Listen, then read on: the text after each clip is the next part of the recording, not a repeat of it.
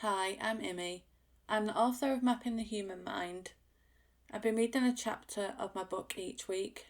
This week is chapter 10, The Great Schism, When Faith Fractured. It began not with a bang, but with a small change. One word added to a creed. In a candlelit church in the Latin West, a phrase was spoken that would echo through centuries, "and the Son." Those three simple words, slipped into an ancient prayer, would help tear a world apart. The Great Schism wasn't a sudden event where Christianity simply split overnight. It was more like a slow-motion divorce, where small irritations grew into irreconcilable differences. By the time the formal break occurred, the separation had been developing for generations, with each side gradually forgetting how to speak the other's language, both literally and figuratively. Each crack reflected a deeper difference in how East and West thought, governed, and envisioned the divine. In understanding how and why Christianity split, we gain insight into how all human communities fracture and how they might find unity again. Fault lines in faith. It was like watching two brothers inherit a grand ancient house. At first they live on opposite wings, sharing a legacy built by their ancestors. They nod politely in the halls, swap stories over dinner, and keep the oil lamps burning in every corner. But slowly things start to shift. One rearranges the furniture without asking. The other rewrites the house rules and tacks them to the wall. Meal times change, doors are locked, and the warmth fades. Until one day they're eating in silence at opposite ends of a very long table, wondering how it came to this. This was Christianity in the early medieval world, a family growing apart beneath the same roof, each convinced it was preserving the true spirit of the household. At the heart of the division were key doctrinal differences that, while seemingly minor to outsiders, represented fundamental breaches of trust and tradition to those involved. The Filioque controversy. One of the most significant issues was the Filioque clause. The original Nicene Creed stated that the Holy Spirit proceeds from the Father. However, the Western Church, without consulting the East, added, "and the Son," Filioque in Latin. To the Eastern Church, this wasn't a minor adjustment but a unilateral change to a foundational text. In modern terms, it was like one group changing the rules of an agreement without consulting the other parties involved.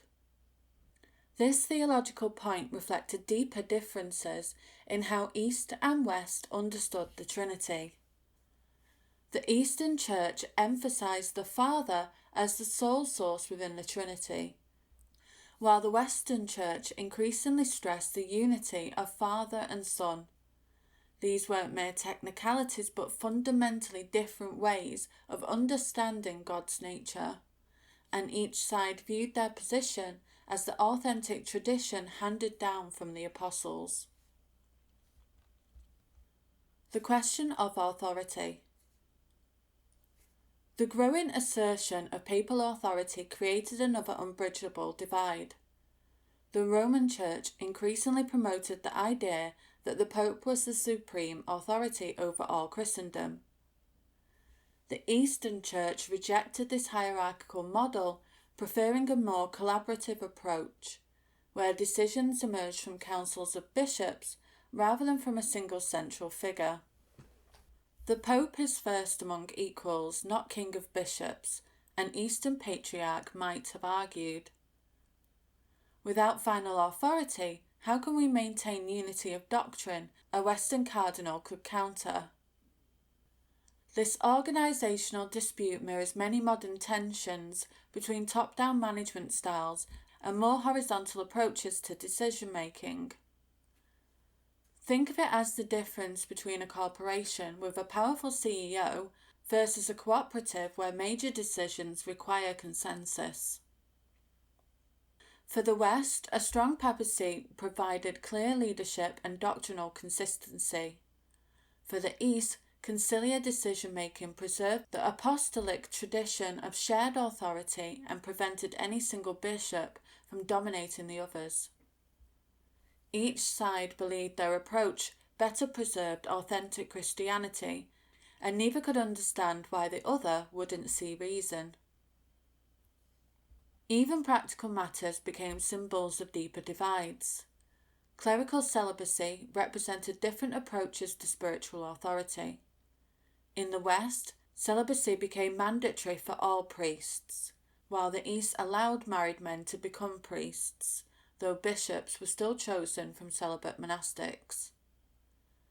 The Western approach emphasized the priest's complete dedication to church duties, unencumbered by family responsibilities.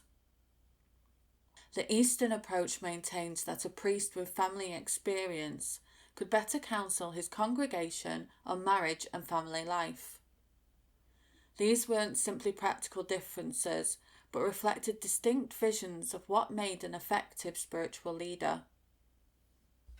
Similarly, the Eucharist became contested ground over whether to use leavened bread, which was the Eastern practice, or unleavened bread, which is the Western practice.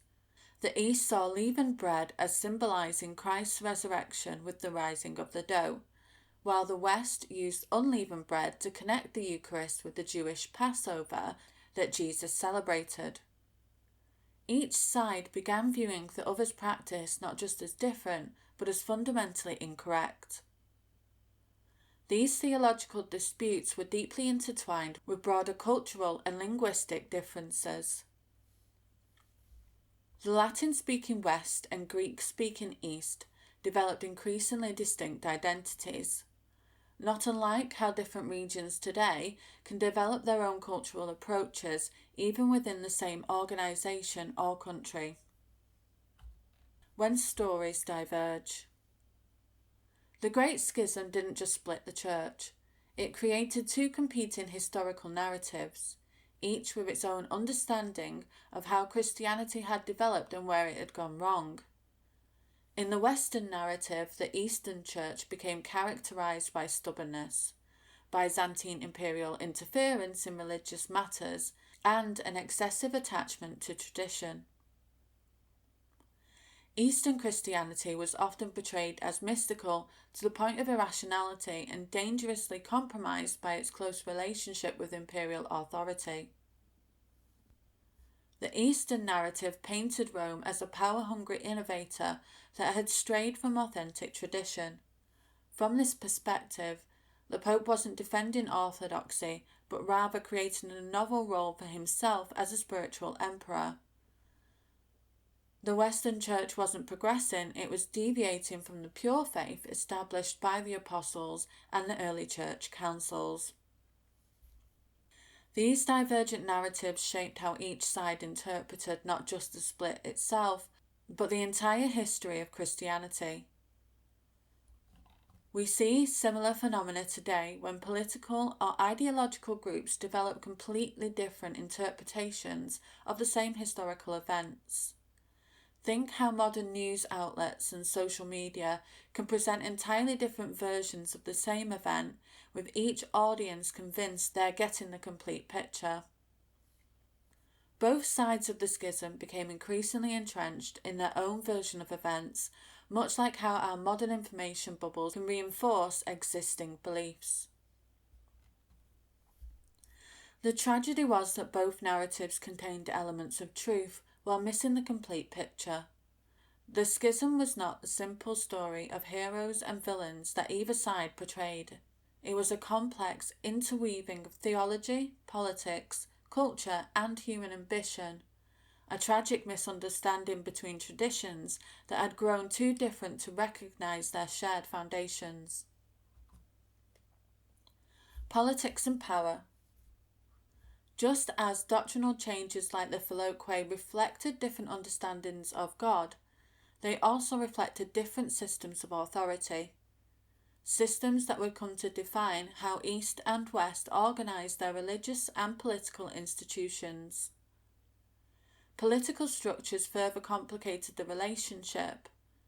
After the Western Roman Empire's collapse, the Pope gradually filled the resulting power vacuum. Meanwhile, the Byzantine Empire maintained an emperor who considered himself the rightful Christian authority. This created two competing models of church and state relations. In the West, the Pope claimed both spiritual authority and increasingly political independence from secular rulers. While in the East, the Emperor claimed to be God's representative on earth, working in symphony with church leaders. This tension between papal claims to spiritual supremacy and imperial claims to Christian leadership created an increasingly unbridgeable political divide. The rise of the Carolingian Empire in the West further complicated matters, especially when Charlemagne was crowned Roman Emperor by the Pope in 800 CE, an act viewed in Constantinople as usurpation of the true empire's authority. Different ways of thinking. One of the schism's most profound but subtle impacts was how it reinforced different intellectual approaches in Eastern and Western Christianity, distinct ways of understanding reality, processing information, and approaching theological questions. Western Christianity, influenced by Latin legal traditions and eventually by Aristotelian thought, increasingly embraced analytical thinking. This approach breaks complex ideas into component parts, establishes clear categories, and follows systematic logical sequences. This cognitive style eventually produced scholasticism with its careful distinctions and systematic theological frameworks. Thomas Aquinas exemplified this approach, methodically working through objections and responses, step by step, building philosophical arguments with logical precision. His Summa Theologica organized theology into questions, objections, and responses, a systematic approach that sought to resolve contradictions through careful reasoning.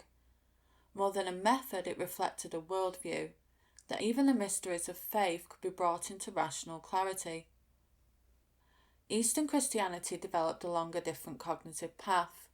Drawing on Greek philosophical traditions, especially Platonism, Orthodox thought embraced a more holistic, synthetic approach. Rather than dissecting problems into parts, this method sought to grasp the whole at once, often through symbols, images, and apophatic theology, describing what God is not rather than what God is. Imagine a Western theologian and an Eastern theologian both trying to understand a stained glass window. The Westerner might carefully catalogue each piece of glass, noting its colour, size, and position. The Easterner might step back, let the light shine through, and describe the overall image and feeling it creates. Both see the same window, but in fundamentally different ways. The Orthodox approach to the Trinity exemplifies this difference. Instead of attempting to explain precisely how three can be one through logical propositions, Eastern theology more often employed metaphors and images, such as comparing the Trinity to the sun's light, heat, and disk being three manifestations of one reality, while emphasizing that divine mysteries ultimately transcend complete human comprehension. This cognitive division mirrors what we observe in modern education and thinking styles.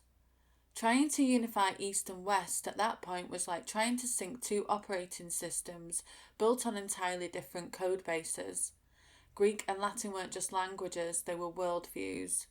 Neither approach is inherently superior, but they can lead to significant misunderstandings when practitioners of each method try to communicate.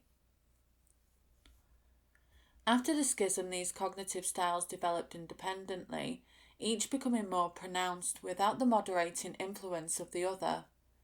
The Western analytical mind eventually contributed to the scientific revolution and Enlightenment rationalism, while the Eastern synthetic mind preserved a more integrated worldview where sacred and secular remained interconnected.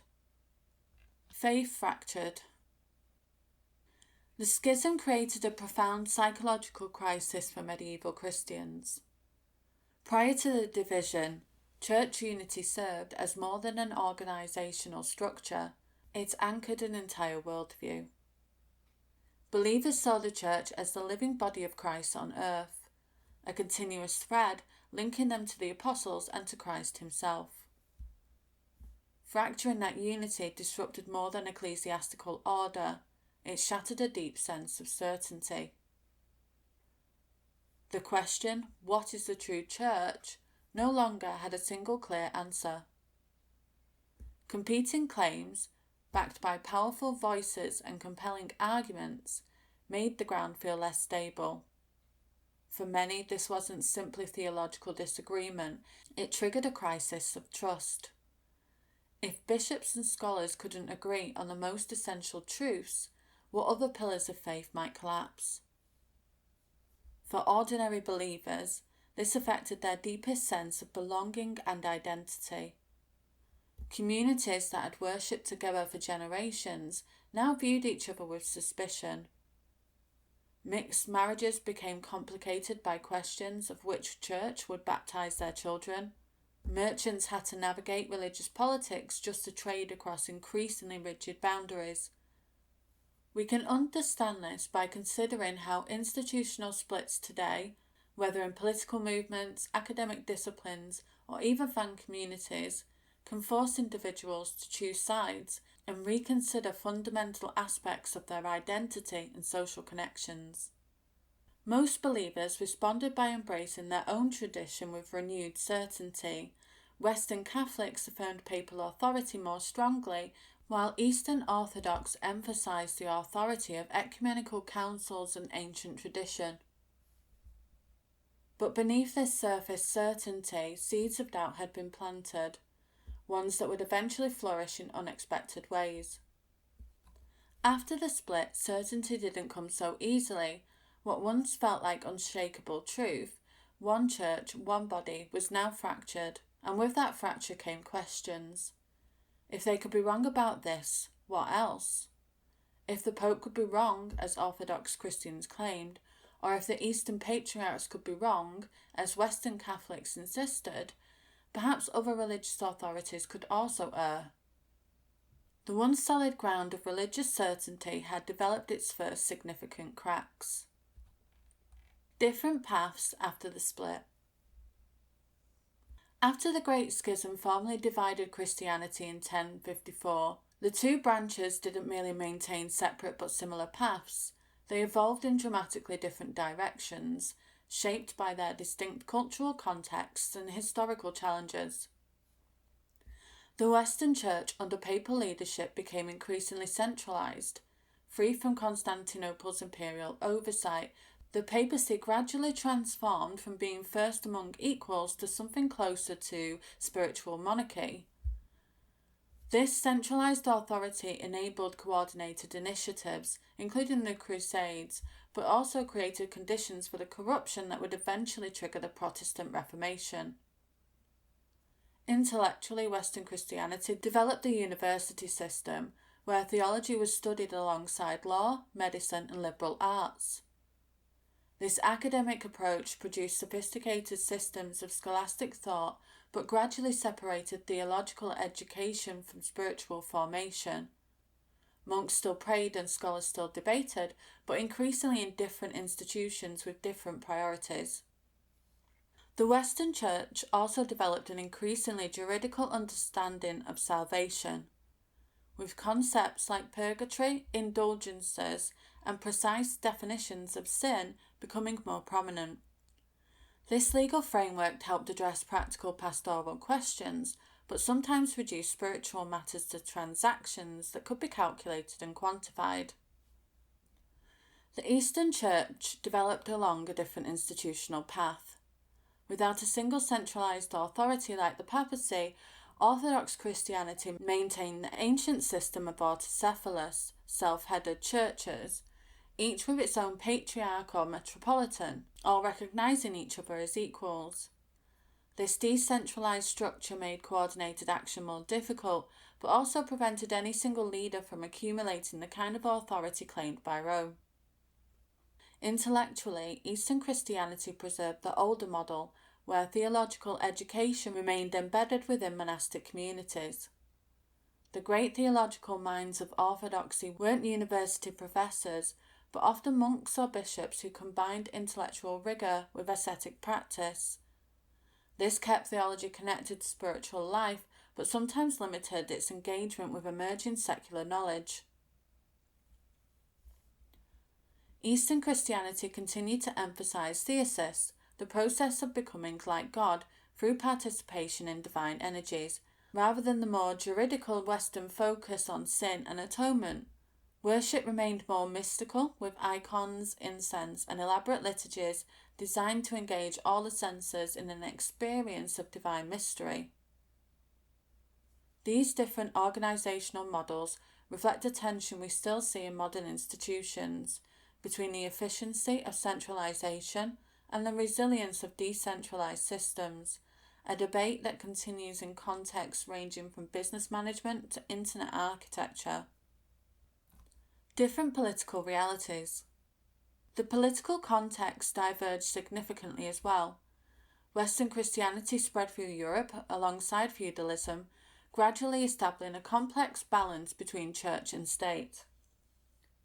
The Pope might crown emperors, but those same emperors often challenged papal authority. This tension, problematic as it was, created space for political evolution that would eventually produce the modern Western state. Eastern Christianity remained connected to the Byzantine imperial system until Constantinople fell to the Ottomans. Subsequently, most Orthodox Christians lived under Islamic rule, or in Russia's case, developed a distinctive symphony model where church and state were viewed as two aspects of a single Christian society. This close church-state relationship provided protection but limited the church's independence.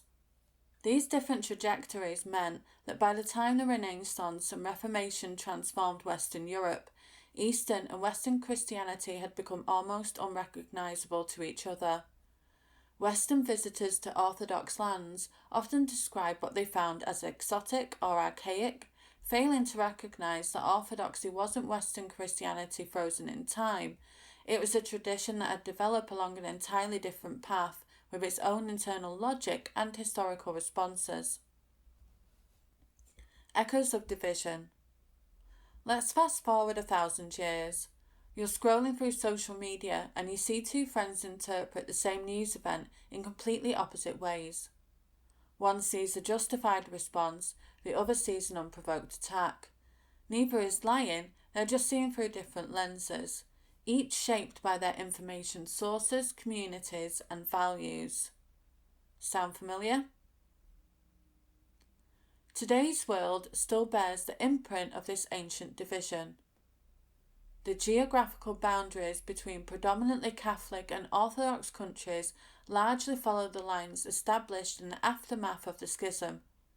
The ongoing tensions between Russia and Western Europe, while primarily geopolitical in nature, still echo the ancient East-West cultural divide that the schism both reflected and reinforced.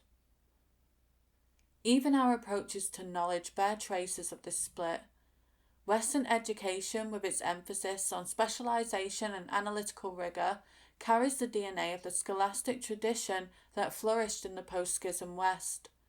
When your professor insists you break down the problem into smaller parts, they're channeling Thomas Aquinas more than they realise. Eastern approaches to spirituality and holistic medicine preserve elements of the synthetic thinking that characterise Byzantine intellectual life. In our increasingly polarised society, we might also recognise how easily communities can develop competing narratives about shared events. Like the Eastern and Western Christians who came to view their common history through entirely different lenses, modern political and cultural groups often interpret the same facts in radically different ways, each convinced of their own perspective's truth. Alternate histories. What if? Consider for a moment a world where the Great Schism never occurred, where Eastern and Western Christianity maintained communion, where papal claims and Orthodox traditions found workable compromise, where Latin and Greek theological approaches continue to inform each other, how might history have unfolded differently? The Crusades, which began shortly after the Schism, might have taken a different form as truly pan-Christian endeavours rather than primarily Western initiatives. Perhaps the Fourth Crusade would never have sacked Constantinople, sparing Byzantium its most devastating blow before the Ottoman conquest. A united Christianity might have more effectively addressed the Muslim advances into Anatolia and the Balkans. Constantinople might have survived as a Christian city if Western and Eastern resources had been combined in its defence. Though unity alone might not have turned the tide against Ottoman expansion, it would have fundamentally altered the geopolitical landscape. The Protestant Reformation might have emerged differently, or not at all. In a church where Eastern conciliar traditions balanced Western papal authority, reform movements might have drawn more on orthodox emphasis on mystical experience and theosis rather than focusing exclusively on Western concerns about justification and salvation. The scientific revolution and enlightenment might have developed along different lines. Western analytical thinking and Eastern synthetic thinking, continuing in dialogue rather than isolation, might have produced a more balanced approach to knowledge, while it integrated scientific inquiry with spiritual wisdom rather than increasingly opposing them. Russia's historical development might have followed a dramatically different course. Without the schism, Russia's adoption of Orthodox Christianity from Constantinople might not have set it on a separate religious and cultural trajectory from Western Europe, potentially avoiding centuries of East-West tensions that have shaped European geopolitics. This type of counterfactual thinking, while speculative, helps us understand how seemingly minor disagreements, when combined with cultural and linguistic barriers, can lead to profound historical consequences that echo for centuries. Legacy of division. Imagine standing in the Hagia Sophia in Constantinople on the eve of the formal break. The air thick with incense, golden mosaics glimmering in candlelight, clergy from east and west eyeing each other with suspicion. Both sides praying to the same God, tracing their faith to the same apostles, reading the same scriptures, yet increasingly unable to recognize each other as authentic inheritors of the same tradition. The Great Schism didn't just split Christianity, it transformed how people understood faith itself. It forced believers to grapple with fundamental questions about authority, truth, and the nature of religious certainty. While attempts at reconciliation have occurred periodically across the centuries, the echoes of that division still resonate through our world. Yet this fracture also prompted valuable reflection. It compelled people to consider that even the most sacred institutions are human creations, shaped by cultural contexts and historical circumstances. The schism reminds us that things that divide us, language, culture, different ways of thinking, can sometimes overwhelm the values and beliefs we hold in common. Understanding the Great Schism helps us recognize similar patterns in our own time. When we see communities divided by seemingly irreconcilable differences, political, cultural, or religious, we might recognize echoes of that moment when two traditions, despite sharing so much, found themselves unable to maintain unity in the face of accumulated differences and misunderstandings. In this sense, the Great Schism isn't just ancient history, it's a cautionary tale about how easily human communities can divide when differences in language, thought patterns, and cultural context aren't navigated with wisdom and mutual respect. But perhaps it also contains lessons for how we might bridge our own modern divides by recognizing the common humanity and shared values that exist beneath our differences. Perhaps the most poignant lesson in this: the greatest divisions often begin with the smallest misunderstandings, and by the time we realise what's happening, we're already speaking different languages. If the Great Schism fractured the Church along lines of belief and authority, what followed would weaponize those very fractures. In the coming centuries, theology would no longer just divide Christians from one another, it would justify violence against perceived enemies of the faith.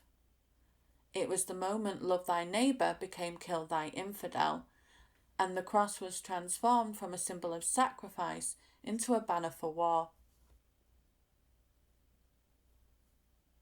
Thank you for listening to Beyond the Narrative.